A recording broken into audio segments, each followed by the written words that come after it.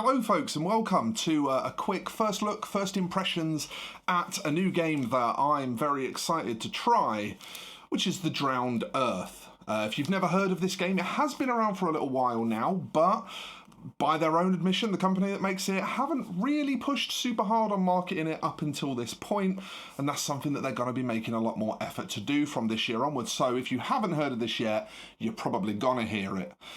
Depending on what circles you travel in. The reason I say depending on what circles you travel in, well, this game has been lauded by several content creators already, and even by the company themselves as bearing some pretty serious similarities to Infinity. So if you're a fan of Infinity, this is going to be a game to check out. What is it? Well, the title kind of says it all. Infinity, but weird and with dinosaurs. They've tried to create the cinematic action of Infinity. There's a reaction system, there's a silhouette system, stuff like that. But the setting is very visually unique and very different. It's kind of a post-apocalyptic sort of blasted Earth. There's overgrown jungle over all the cities and stuff, and the terrain that is recommended to be used for it is really interesting, you know, a mixture of like urban and jungle and like loads of overgrown moss and trees and vines and stuff. We're going to break this down, we're going to go and look at the separate components that come with it, and we're going to talk about it, just get a first impression so that you can see if you're interested in checking this out. I'm going to have this on the back burner over the next couple of months learning it. They've sent me a ton of stuff. I'm going to be painting a bunch of minis for it, maybe even some tutorials for it. So if you're as excited about this as I am, carry on watching. We're now going to go to Downcam and we're going to first of all take a look at the rulebook. Okay, so you can see I've set up a little area here so that we can look at this stuff, and look at this stuff we're going to. We're going to start off with the book here. This is The Drowned Earth's main rulebook. I believe it's the only book the system comes with at the moment. I think all the other expansions are handled online digitally. So this is everything you need to know to play. If you see any wobbling as well, that's not the camera wobbling, it's actually this table, so I apologise in advance if that's the case. But as books go, I mean, I said this to the company when they reached out to me. There's one way you get me on side, it's by having a beautiful book. And a beautiful book they have. We have this like UV spot. You can kind of see it if I tilt it on the logo there. So the logo is kind of shiny. Gorgeous front illustration. Really nice, good quality hardback book. And as you can see, when we start getting into it, we're greeted by just really clear, beautiful typeface and lots of really nice illustration. I love the illustration style they've gone with. It's not too grungy. The overall sort of look of the game is kind of, the miniatures might lead you to believe that it's kind of a bit grungy, a bit nuclear punk. There's definitely some of that, and they sort of have two distinct art styles that they seem to use. But this cartoony style that we see is really, really nice. I think it's just very pretty. We're not going to be going into the system itself too much today because we're going to be revisiting, but I just wanted to start off with a nice little look at a very, very pretty rulebook. Well worth the asking price. Okay, so beautiful rulebook aside, what else is there that this game offers? Well, we've also got some really nice starter sets, and I wanted to show off those as well because they sent me a couple of them. We've got the Militia and the Firm, and we're going to just look at one of those. So let's head back down to Downcam and let's take a look at the starter sets of miniatures. Okay, next up we have some starter sets. So they sent me two starter sets, and they sent me two starter sets deliberately because they wanted me to be able to play their game with another person. And so that is the eventual intention, which is why I say we'll be revisiting The Drowned Earth in more detail down the line once I've got some games in, once I've painted some miniatures. The photographs on the front of these are renders. The actual miniatures are metal. I know that already. Personally, I think I would rather companies advertise their games using pictures of the miniatures over renders where possible. There are sometimes situations where that isn't possible. But in this case, they have the physical miniatures, so I would rather see the miniatures on the boxes. But that said, that's still a beautifully presented box. Can't argue with that. We're not going to open both of these. We're going to open one of them to take a look. I'm going to open the Firm. So we'll pop this out of its sleeve. nice double corrugated cardboard box underneath, and it opens on the short edge, which I really like. I don't know why, it's just a bit different. These boxes normally open on the long edge. So inside we've got some cards. This is for the... Is that going to autofocus, or am I going to have to manually focus that? There we are. So these are for the characters contained in the box. And then we have miniatures, miniatures, miniatures, miniatures, miniatures. So 5 models in this starter set. And again, I'm gonna flash the prices of stuff up on the screen in text. I'm not gonna talk about it because I wanna make sure that I check it and that I'm definitely accurate in what I'm giving in prices. So pricing will come up in text. You've probably already seen it by now. Probably don't really need to say that. But here you are. So we've got 5 metal miniatures just in nice little dodgy bags, nice and straightforward. We've got sort of these anthropomorphic kind of animal creatures, like this big old ape here.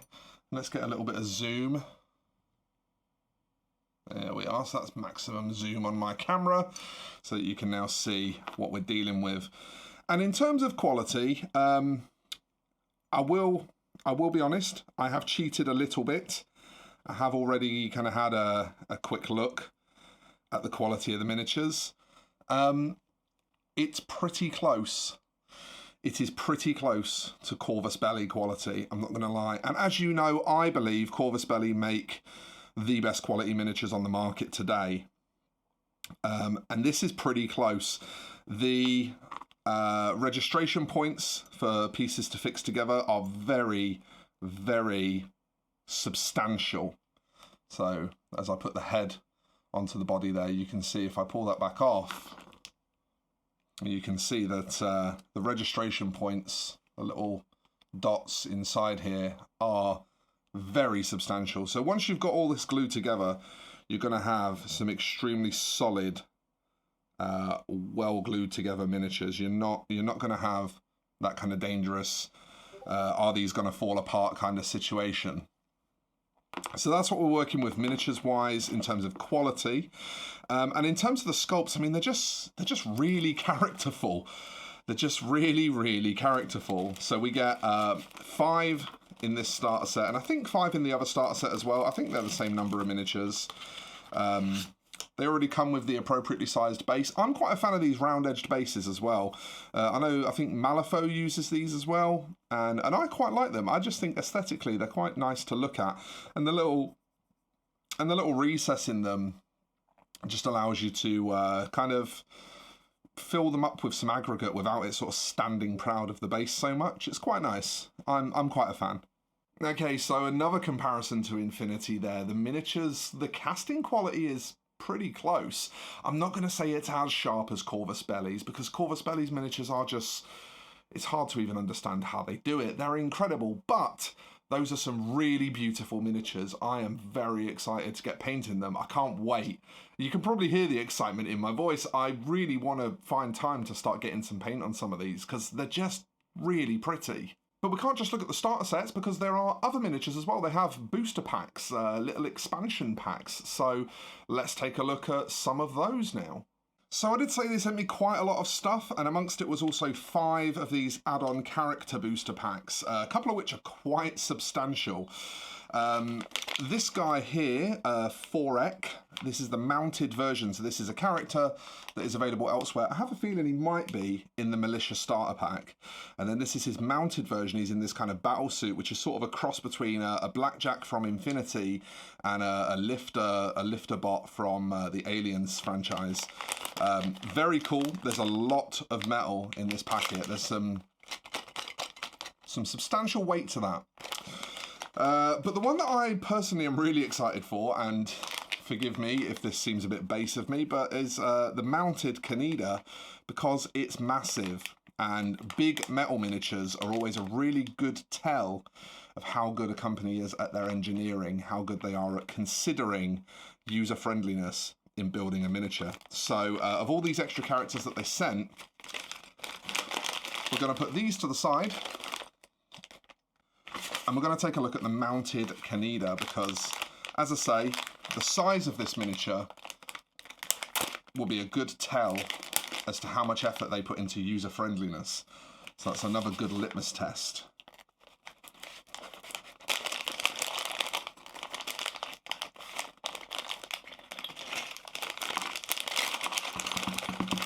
Oh, that's a lot of metal. That's a hell of a lot of metal. Wow.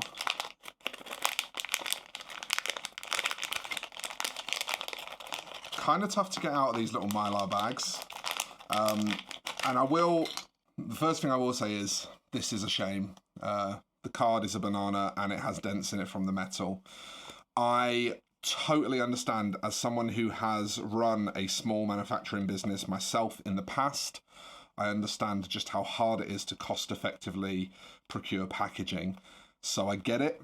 I too actually used to use Mylar bags for my products, but I was putting a very soft cotton fibre into them, which meant that there was no hard parts to damage anything. In this case, because we've got hard metal in here, there's actually dimples now on this card. I'm not sure how well it will show up on camera, but that's a real shame. A real shame.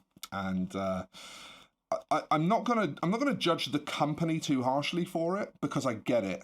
Small businesses really do have to work hard to cost effectively secure decent packaging options.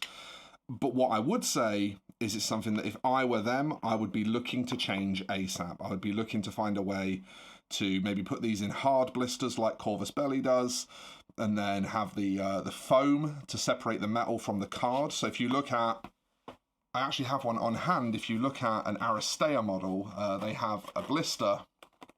The metal is here. You can see the foam behind it, and then behind that are the cards for this to be played in Aristea.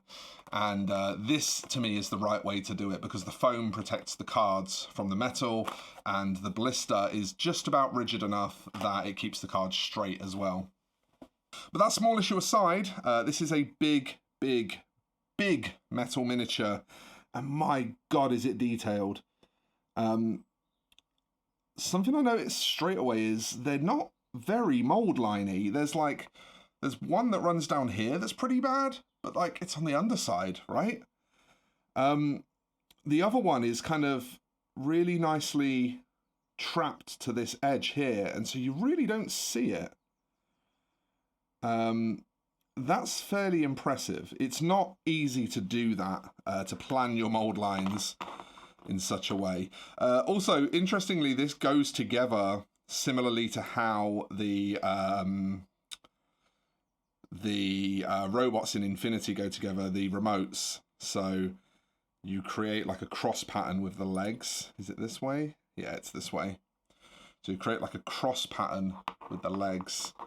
And that's sort of a way that you can use kind of massive contact to secure everything nicely, and then you end up with this big bloody mantis. You can see that's a pretty sizable miniature. Let's just get you a bit of zoom on that a second. That's a lot of metal, a hell of a lot of metal. So we're not playing games here. Kaneda himself, the mounted character, he's actually in two pieces. That's interesting. His hair is separate to the rest of him. I will obviously have to sort of see how these go together before I can really judge, but they look like they're going to be okay to assemble. They look like they're going to be all right. I wouldn't say that they look like they're going to be particularly, stand out easy in any way. I don't get that kind of feeling from looking at them. They're metal kits, and they're big metal kits. There's going to be some degree of difficulty associated, by virtue of the fact that it's a big metal kit. It's like about as tricky as a miniature can get, really, apart from, a Forge World kit with no instructions and about 90 pieces. But for saying how much of it there is, for saying how big and heavy and chunky and serious it is, I think it'll be fine. There's definitely gonna be some cleanup. These certainly don't come as clean as Corvus Belli metals, and again, that's not really a huge criticism because Corvus Belli metals are absolutely exceptional. There's no shame in especially as a tiny little small company, in not being on the same level as the masters of the craft, right? And it's not as if it's miles off. But what I will say is that there's more flashing than I get on my Corvus Belli miniatures. There's probably the same amount of flashing, but the flashing is more substantial. They're larger pieces that are going to take a bit more work to remove. They're sort of chunkier, bobblier bits that will just be a bit more effort to get off. But that said, I'm still very impressed. And so as you can see, it's a game that offers plenty of options. That's very clear. The 2 factions that they sent me are 2 of 5 current factions. One of those factions is kind of you can take them like as mercenaries or play them as a faction on their own. So there's sort of 4.5/5 different factions in the game. And you can already see there's quite a bit of variety just in the 2 factions that we've looked at so far. What they've sent me isn't even exhaustive of what's available in those ranges. But there is one other spicy little extra thing that I really, really like. And that is that you can take dinosaurs in your teams. Dinosaurs are just cool. Like, everyone likes dinosaurs, right? So we're going to go back down again now, and we're going to look at some dinosaur miniatures. So as well as being generally very impressive with their miniatures, the Drowned Earth also offers us something to just get a bit childishly excited about. There are dinosaurs, and the dinosaurs are kind of support characters that you can take in your army to help you out on the battlefield. Now, again, they sent me a range. There's like some medium-sized ones here. These are Yotaraptors. This Keratosaur is a massive one, or a pretty big one anyway. It's pretty chunky. But weirdly, I'm actually excited about the opposite thing when it comes to the dinosaurs. It's these tiny little ones that really excite me when it comes to the dinosaurs. So we're going to look at these Oviraptors. Okay, so let's grab this Oviraptor out of its Mylar bag, and let's take a look at what we're working with here.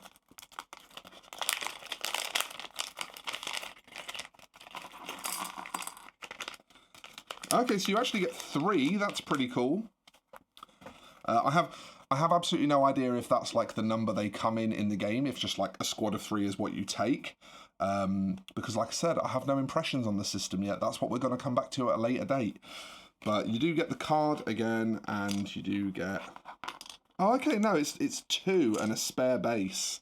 That's what it is. Yeah, there's nothing left in that bag. It's 2 and a spare base. Okay, so one of these needs a leg. There we go. Boop. And that's him. Let's get the zoom on again. Okay, so yeah, this one has a little rear leg. And then there's also a little front leg here. This one, both his legs are attached, but he does have a little front arm here that needs to be attached. And again, you know, this is a pretty substantial chunk of flashing for such a small miniature.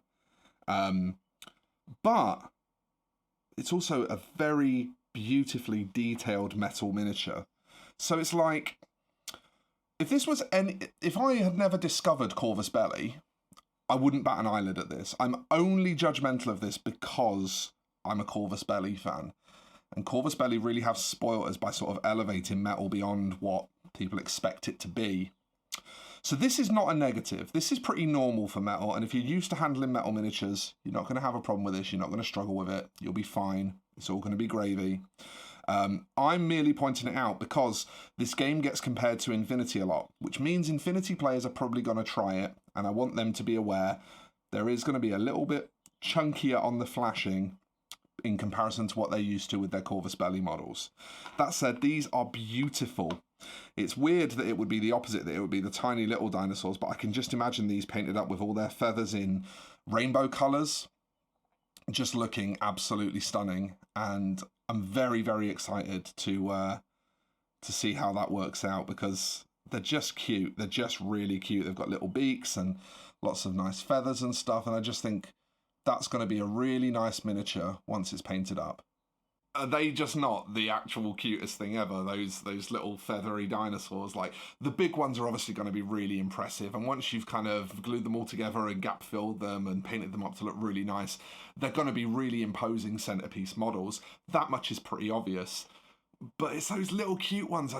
They have such a. It's the same reason why when I look at like the Lisbon Blood Bowl team, for example, it's the chameleon skinks that I'm like, oh, that's the reason to buy it right there. That's why you buy that team, and that maybe is indicative of my personal bias. But I think having that little sort of cutesy factor of those big rampaging monsters as two kind of extra things to add to the game just create a bit more dimension than, you know, the anthropomorphic animal people and the lizard people and the humans. It's, you know, something extra, another dimension to add to that. So I really do favour the dinosaurs. I think that's very, very cool. However, there is one last tiny little thing to look at as well, and this one's not going to take long, but they did send me also some play accessories. So let's carry on with our unboxing experience and take a look at some play accessories next. And the final thing we're looking at today is the game aids that they sent. Most people wouldn't really be excited by this. Yeah, I'm not most people. I really like professionally made game aids. These in particular excite me.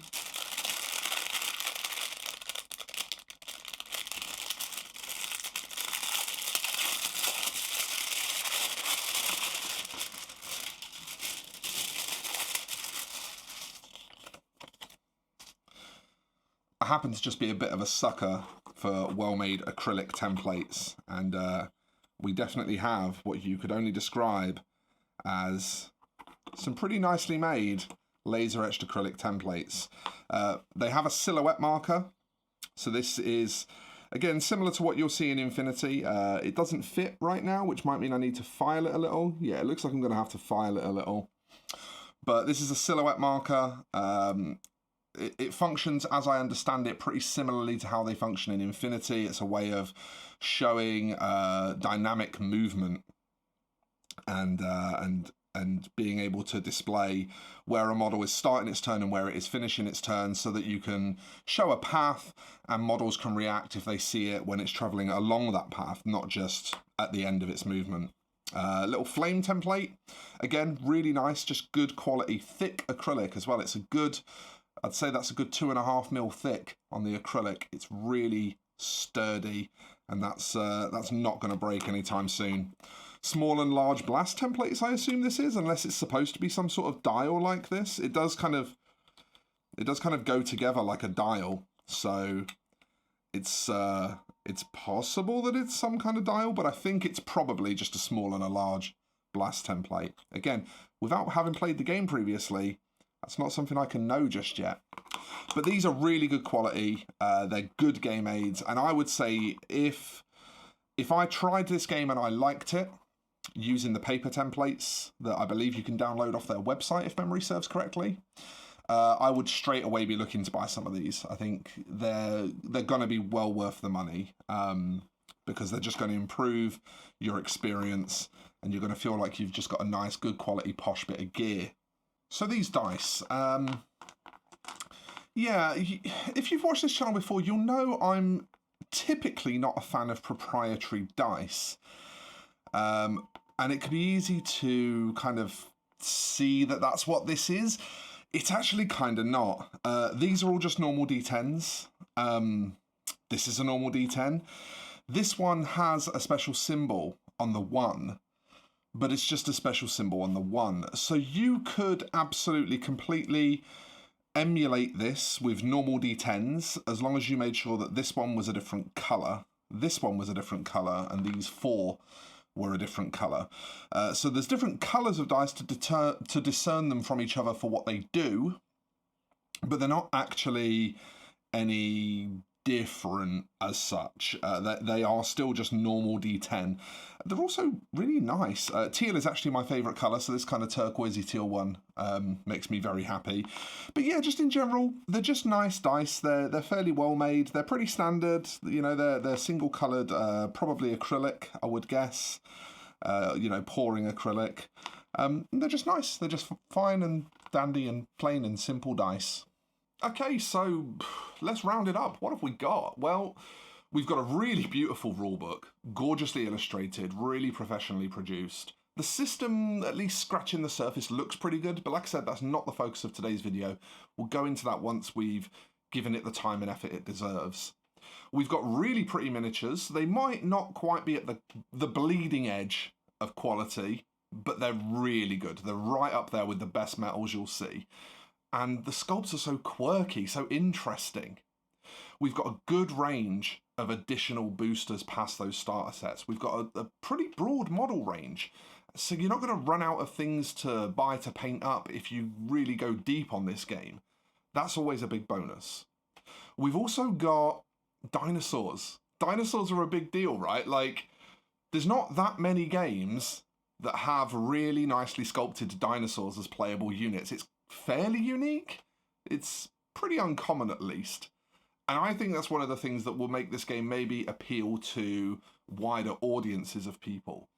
The mechanics are said to be a lot simpler than Infinity. It's a lot easier to grasp. And I think, you know, with having like a cutesy model type, a cool cartoony style, a lot of visual identity, and then a fairly straightforward, pretty easy to grasp rule set, if all of those things come together, this could be a game that people really go for. And I'll be really interested to see, as they start to push out to more content creators like me, and we see more coverage of it on YouTube, if we start to see it grow as a result of that, because I think it might be something very special.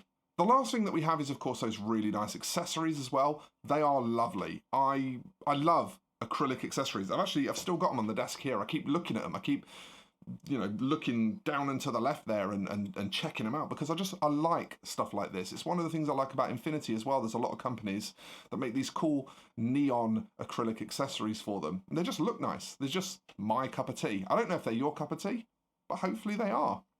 So all in all, it looks like they're doing a bunch of stuff right. Yes, some of the miniatures might have a bit of chunky flash on them here and there. You've got to clean them up anyway. That's not going to be the end of the world. The next step for me as a content creator, I think, is to go and paint some miniatures, play some games with them, come back in a couple of months' time after I've got an idea, after I know the game a bit better, and really dive into what it's like as a play experience, if there are player aids available, how the rules digest, that kind of thing. And I hope that you'll come back for that. But if this one has interested you, drop me a comment below. If you already play it, drop me a comment below. I really want to hear from the existing community around this game as to what they think of it. Of course, also don't forget to like the video and subscribe to the channel. That helps so much in getting this video seen by more people. And we want this game to be seen by more people. We want to support indie developers. So helping the YouTube push these videos out not just does me a favour, but does these developers a favour as well. Thanks for watching, folks. We will be back with more Drowned Earth soon. Bye-bye for now.